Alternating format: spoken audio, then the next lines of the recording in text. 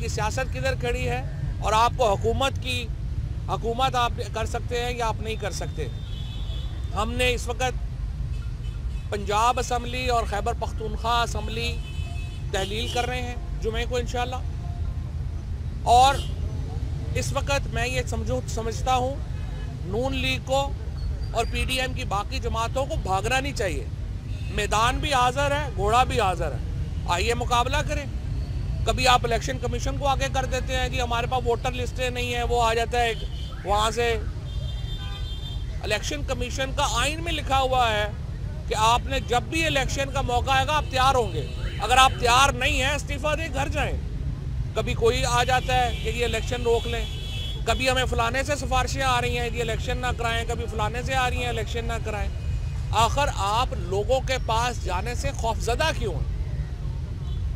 तहरीके इंसाफ अवाम की सियासत करेगी। हमने देख लिया है पाकिस्तान में अवाम को यरगमाल बनाया जाने की एक साजिश है।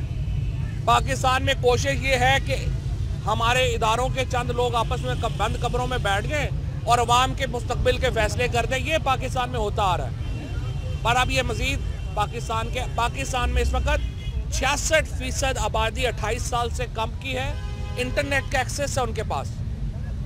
आप ये तमाशा मजीद नहीं कर सकते। हमारे यहाँ इदारों को, हमारे यहाँ जो ताकतवर लोग हैं उनको सोचना होगा।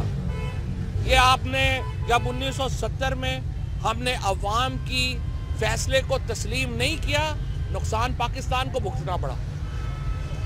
आपको like and subscribe to our channel news line 1।